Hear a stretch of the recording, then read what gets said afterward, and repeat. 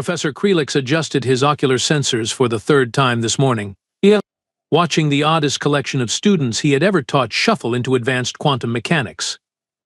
The Galactic Academy prided itself on bringing together the brightest minds from across known space, but honestly, some days he wondered if the admissions board had lost their collective sanity. Take today's crowd, for instance. 3 towering Altarians sat in the back row, their crystalline blue skin gleaming under the artificial lighting. A pair of Centaurian twins occupied the middle section, their tentacles already busy taking notes before class even started. And then there was the Zephyrian in the front, Vorath something or other, whose ego was apparently as inflated as his home planet's atmospheric pressure. But the strangest sight of all, the small, pale creature sitting quietly in the corner.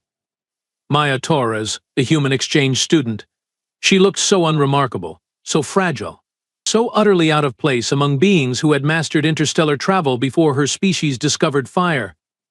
Well, this should be interesting. Now then.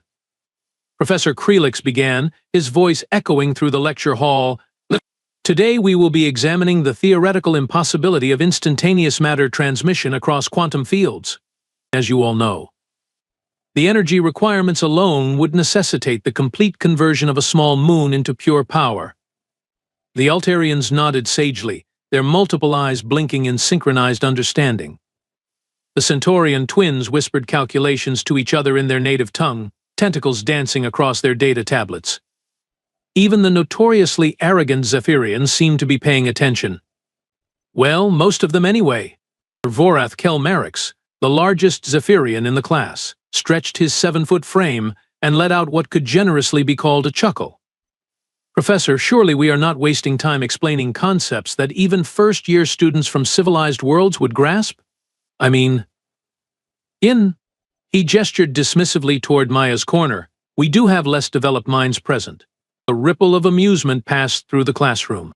The Altarians exchanged glances, their translator implants picking up the subtle insult. One of the Centaurian twins actually snorted, which was quite an achievement considering their respiratory system. Maya Torres, meanwhile, continued taking notes with what appeared to be a primitive writing instrument. An actual pen, on actual paper. How quaint. Perhaps, continued Vorath, warming to his audience, we could cover some more basic concepts first? Maybe the fundamentals of fire-making, or wheel construction. More laughter erupted from the students. I hear Deathworlders are particularly skilled at hitting things with rocks. Professor Krelix felt his secondary heart skip a beat. This was exactly the kind of interspecies tension the Academy tried to avoid. He glanced at Maya, expecting to see embarrassment, anger, or at least some reaction to the increasingly obvious mockery. Instead, she simply turned a page in her notebook and kept writing. Her expression remained as calm and unreadable as a neutron star's event horizon. If anything, she seemed bored? How very strange indeed. When Professor Krelix called for a 15-minute break, the students scattered like photons hitting a prism. The Altarians huddled together, discussing the finer points of quantum field theory in their melodic language. The Centaurian twins slithered toward the refreshment dispensers, their tentacles already reaching for the caffeine supplements. And Vorath? Well, Vorath had apparently decided that 15 minutes was plenty of time to establish the social hierarchy once and for all. He approached Maya's corner with the swagger of someone who had never encountered a problem he couldn't solve with his considerable size and equally considerable arrogance. At 7 feet tall and built like a walking fortress, Vorath cast a shadow that could eclipse a small moon. His golden skin gleamed with what his species considered the peak of physical perfection, and his 4 arms were crossed in a gesture that screamed intimidation. So, he said, looming over Maya's desk like a particularly unpleasant weather system, the little Deathworlder thinks she belongs in advanced classes, does she? Maya looked up from her notes, her expression as neutral as a diplomatic treaty. I think, she said quietly, that I am here because I qualified for admission just like everyone else. Oh, qualified. Vorath laughed, a sound like grinding metal. Tell me, Primitive, what is the quantum resonance frequency of a Class 7 stellar core during supernova collapse? Approximately 10.7 terahertz, assuming standard stellar composition and accounting for relativistic effects, Maya replied without hesitation. Though the frequency shifts dramatically in the final microseconds due to gravitational time dilation, Vorath's golden complexion flickered slightly. That was actually correct. Down to the decimal point. Lucky guess, he growled, leaning closer. What about the theoretical maximum efficiency of a zero-point energy extraction matrix? 63.4%, limited by quantum uncertainty principles and the fundamental constants of space-time geometry. Maya's voice remained perfectly calm, as if she were discussing the weather rather than concepts that had stumped civilizations for millennia. The other students had begun to notice the confrontation. Conversations died as more eyes turned toward the corner where David was very clearly not backing down from Goliath. Vorath's 4 hands clenched into fists. This was not going according to plan. The primitive was supposed to be cowering by now, not calmly reciting advanced physics like she was reading from a shopping list. "You think you are so smart?" he hissed, moving even closer until his breath was hot against Maya's face. "But intelligence means nothing without strength, without power. Your pathetic little world has not even colonized its own solar system, while my people have ruled star systems for millennia." "That's nice," Maya said, and went back to her notes. "That's nice?" Vorath's rational mind, what little remained of it, recognized that he was being dismissed. Not argued with, not feared, but simply dismissed. Like he was an annoying insect buzzing around a picnic. "Look at me when I am speaking to you, Deathworlder." One of his massive hands shot out and grabbed Maya's arm, intending to jerk her to her feet and establish once and for all who was the dominant species in this particular corner of the galaxy. Maya's head turned slowly, and for the first time since the confrontation began, Vorath saw something in her eyes that wasn't boredom. It was calculation. "Let go of my arm," she said quietly. "Or what?" Vorath sneered, tightening his grip. "What could a fragile little creature like you possibly do to someone like me?" Maya smiled then, and it was not a pleasant expression. "I guess you're about to find out." What happened next would be analyzed, debated, and replayed in security footage for decades to come. Xenobiologists would write papers about it, military strategists would study it, and first-year physics students would use it as a prime example of why you should never, ever underestimate the kinetic energy potential of an angry Deathworlder. It started with Maya's left hand. While Vorath was busy congratulating himself on his intimidation tactics, Maya had quietly shifted her weight, planted her feet, and calculated the exact angle needed for maximum force transfer. Her free hand moved in what appeared to be a casual gesture, almost like she was swatting at a particularly annoying fly. The palm strike hit Vorath's solar plexus with the precision of a surgical laser and the force of a small meteor. Now, to understand what happened next, one must appreciate the fundamental differences between Zephyrian and human physiology. Zephyrians, for all their size and apparent strength, had evolved on a world with gravity roughly equivalent to 60% of Earth's standard. Their bones were lighter, their muscle density lower, their entire skeletal structure designed for efficiency rather than raw durability. Humans, on the other hand, were the product of a gravity well that had been trying to crush them into paste for millions of years. The impact was immediate and devastating. Vorath's grip on Maya's arm vanished as every molecule of air in his lungs decided to relocate somewhere else in a hurry. His forearms flailed wildly as his body lifted off the ground, defying what most of the watching aliens had assumed were the basic laws of physics. He flew backward through the air in a graceful arc that would have been beautiful if it hadn't been accompanied by the sound of vertebrae playing a percussion solo. The crash landing was even more spectacular. Vorath hit the far wall of the lecture hall with a sound like a construction accident, his spine compressing in ways that nature had never intended.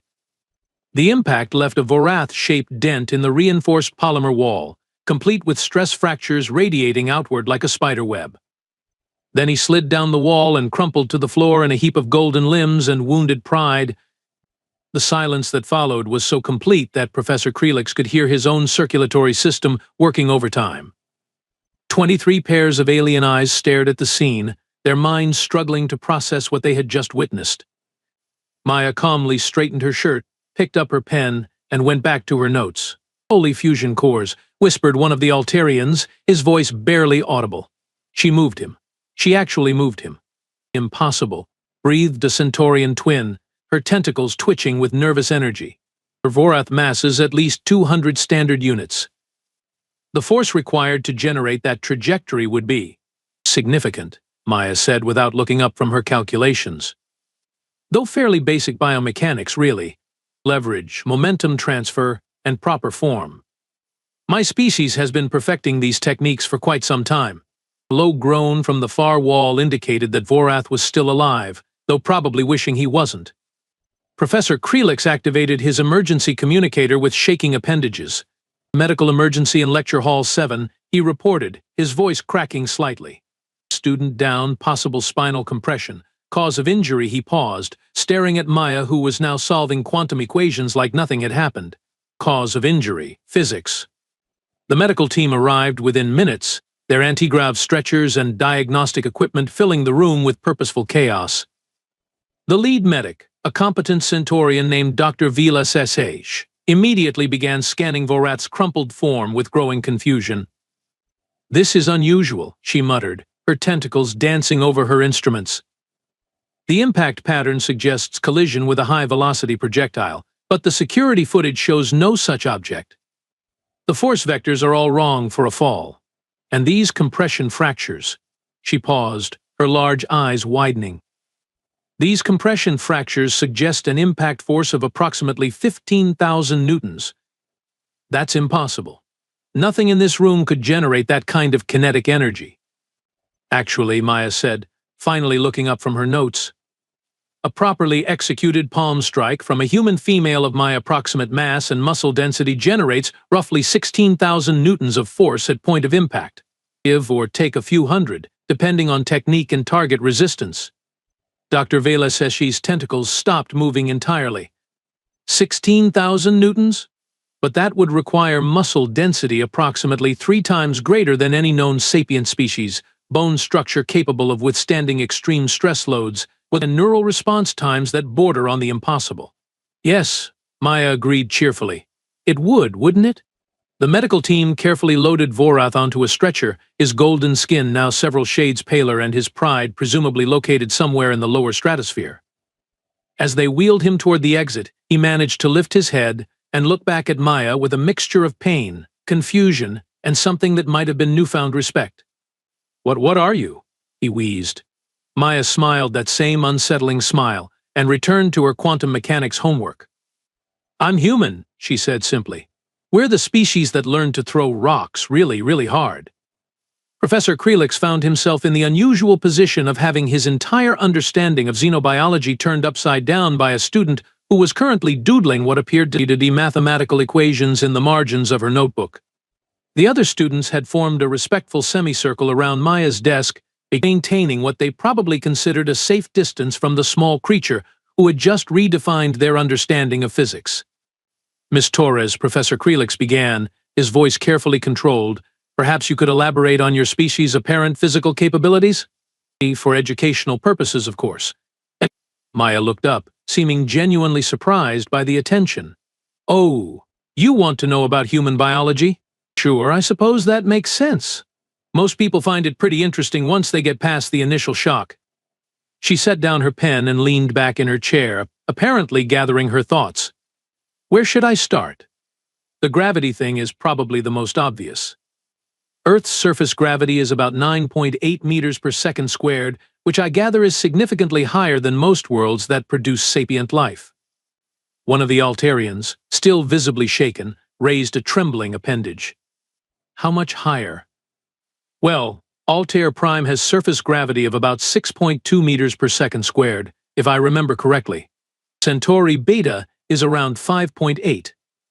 Zephyr is." Maya paused, doing quick mental calculations, about 5.9, I think. "So Earth's gravity is roughly 60 to 70% stronger than what most of you are used to." Professor Krelix felt his primary brain struggling to process this information. "You are saying that every human carries the equivalent of additional body weight at all times?" "Exactly." Maya brightened, apparently pleased that someone was following along. "Every step we take, every movement we make, every breath we draw is against a gravitational force that would be considered punishing on most civilized worlds." Our entire musculoskeletal system has evolved to function in what you would consider a high-gravity environment. She stood up, and several students instinctively stepped back. Maya either didn't notice or politely ignored their reaction. But it's not just gravity, she continued, beginning to pace in the small area the other students had cleared around her desk. Earth's atmospheric pressure is also significantly higher than galactic standard, about 101.3 kilopascals at sea level, compared to the 60 to 80 kilopascals that most of your worlds maintain. The Centaurian twins exchanged nervous glances. That would make breathing difficult for most species, one of them ventured. Right again. Our lungs have evolved to extract oxygen efficiently from a dense, high-pressure atmosphere. Our cardiovascular system has to work against both higher gravity and higher atmospheric pressure just to keep us alive. Our hearts are essentially high-performance pumps designed to operate under extreme conditions. Professor Krelix was frantically taking notes, his academic mind racing to keep up with the implications. What about bone density? Muscle fiber composition? Oh, that's where it gets really interesting, Maya said, her eyes lighting up with enthusiasm. Human bone density is approximately 40% higher than the galactic average for sapient species. Our bones are essentially living composite materials, designed to handle enormous stress loads without fracturing, and our muscle fibers. She paused, flexing her arm in a gesture that made several aliens take another step backward. Human muscle tissue has a much higher percentage of fast twitch fibers than most species. We are literally built for explosive movement and sustained power output. An Altarian student, his curiosity apparently overcoming his caution, leaned forward. But surely there are disadvantages to such robust physiology? Maya nodded thoughtfully. Absolutely. We require significantly more calories to maintain our metabolic processes.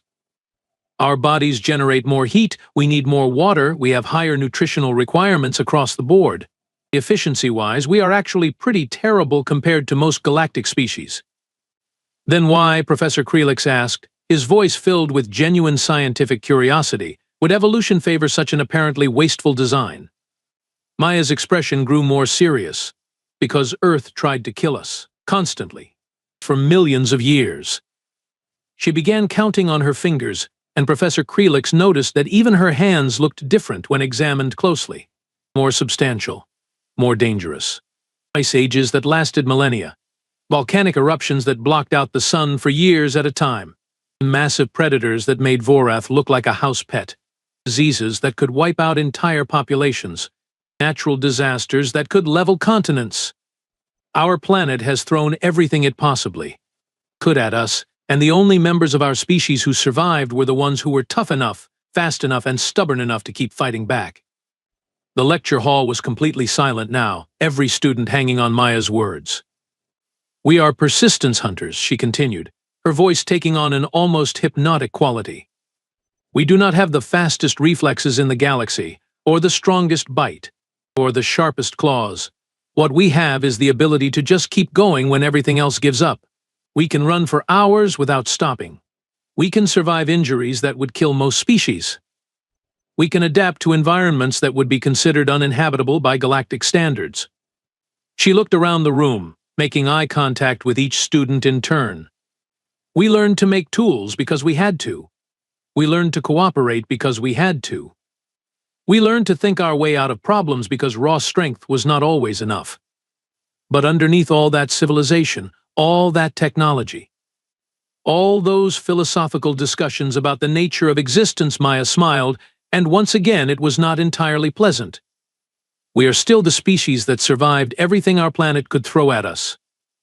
Professor Krelix set down his stylus, his appendages trembling slightly.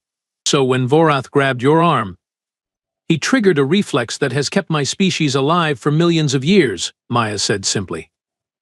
The reflex that says when something tries to hurt you, you hurt it back. Harder, faster, and with extreme prejudice. She sat back down and picked up her pen. Now, did you want to continue with the quantum mechanics lecture? I have some questions about the theoretical applications of zero-point energy extraction. Professor Krelix stared at her for a long moment, then looked at the Vorath-shaped dent in his wall, then back at Maya.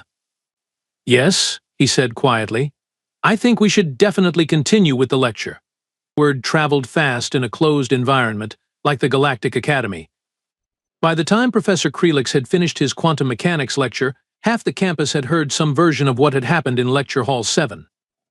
By dinner time, the story had evolved into everything from the human student defeated a Zephyrian in single combat to a Deathworlder destroyed an entire wall with her bare hands. Maya, for her part, seemed blissfully unaware of her newfound celebrity status. She attended her remaining classes, completed her assignments, and continued to sit quietly in corners taking notes with her primitive writing implements. The only difference was that now she had a 5-foot radius of empty space around her wherever she went. Dean Fluxandra, a distinguished Altarian with over 3 centuries of academic experience, found herself in the unusual position of having to file an incident report that defied conventional explanation. She sat in her office, staring at the security footage for the 15th time, trying to figure out how to explain to the Galactic Education Council that one of their exchange students had launched another student across a room using what appeared to be basic hand-to-hand combat techniques. Computer, replay segments 7.3 through 7.8, reduce speed to 25%, she commanded. The holographic display showed Maya's palm strike in slow motion. The dean watched as the human student's muscles tensed, her body weight shifted, and her hand connected with Vorath's torso with surgical precision. Even at reduced speed, the violent efficiency of the movement was startling. "Fascinating," she murmured. "Computer, analyze force vectors and calculate impact energy." Impact energy calculated at approximately 16,847 newtons, the computer replied in its maddeningly cheerful voice. "This exceeds recommended safety parameters for inter-student physical contact by a factor of 47. Dean Fluxandra's tentacles twitched with what might have been amusement. Note in official report, incident was the result of cultural misunderstanding regarding appropriate physical interaction protocols. Recommend enhanced orientation program for students from high-gravity worlds.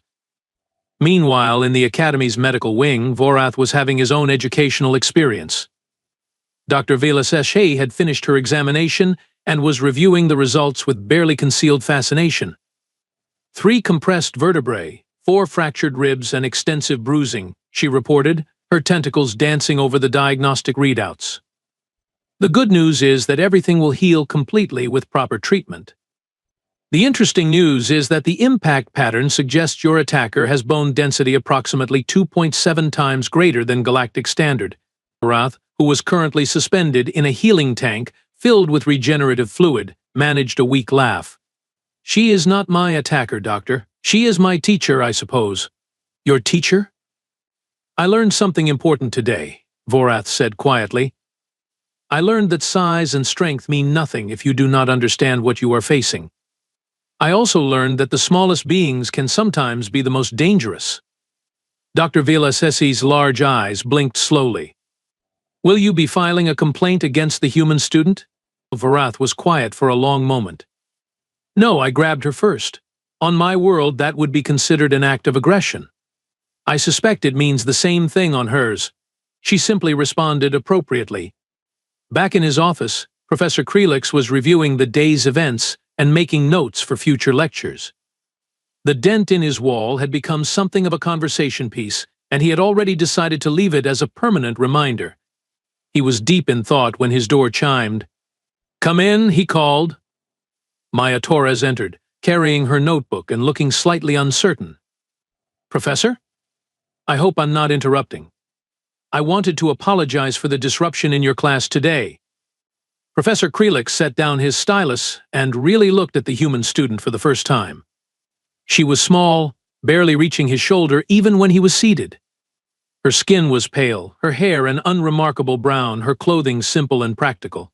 Everything about her appearance suggested fragility, vulnerability. Everything except her eyes. Her eyes held the steady, unblinking gaze of a predator. "Miss Torres," he said carefully, "you have nothing to apologize for. If anything, today's events have provided us all with valuable insights into the diversity of sapient life in our galaxy." "Still, I probably should have warned everyone about human reflexes," Maya said. "We can be unpredictable when startled."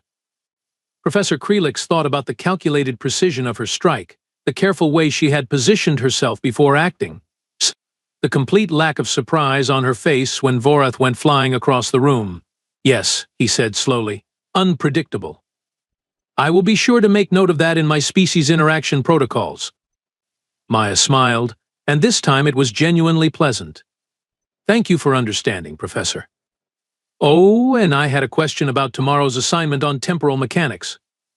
As she launched into her question about the theoretical implications of faster-than-light communication, Professor Krelix found himself marveling at the contradiction she represented. Here was a being who could discuss advanced physics with the best minds in the galaxy one moment and casually launch a 200-pound alien across a room the next. Truly, he thought, the universe was a far more interesting place than he had ever imagined. 3 weeks later, the Galactic Academy issued its first ever special considerations for high-gravity world students' handbook. The document, which quickly became required reading for all faculty and staff, included helpful sections such as understanding deathworlder reflexes, appropriate physical interaction protocols, and why you should never, ever grab a human without permission. Maya Torres continued her studies with characteristic quiet determination. Her reputation had spread throughout the campus, but not in the way anyone might have expected. Students didn't avoid her out of fear. Instead, they approached her with genuine curiosity and respect. The Altarians invited her to their study groups. The Centaurians asked for her insights on biomechanics. Even the Zephyrians, once they got over their collective wounded pride, began to appreciate the unique perspective she brought to their discussions. Roth, after his recovery, became something of an unlikely ally. He would often be seen walking with Maya between classes, their conversations ranging from advanced physics to comparative evolutionary biology.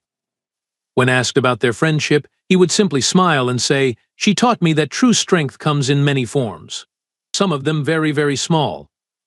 Professor Krelix found himself incorporating new elements into his lectures, drawing on Maya's insights about problem-solving under extreme conditions. Her casual observations about human adaptability had opened entirely new avenues of research into species development and survival strategies. But perhaps the most significant change was in how the Academy approached the concept of diversity itself. The incident had served as a stark reminder that intelligence and capability could not be measured by size, appearance, or even technological advancement. The quiet student in the corner might just be the most formidable being in the room. As Professor Krelix watched Maya work through another impossibly complex equation, he reflected on the lessons learned. The universe was vast and full of surprises, and the greatest mistake any sapient being could make was to assume they understood another species based on surface observations. After all, who would have thought that the most dangerous predator in his classroom would be the small, pale creature who asked polite questions and took notes with a primitive writing instrument? Maya looked up from her work and caught him staring. "Is everything okay, Professor?" Professor Krelix smiled, his ocular sensors focusing on the human who had quietly revolutionized everything he thought he knew about Deathworlders. "Everything is perfect, Miss Torres. Absolutely perfect."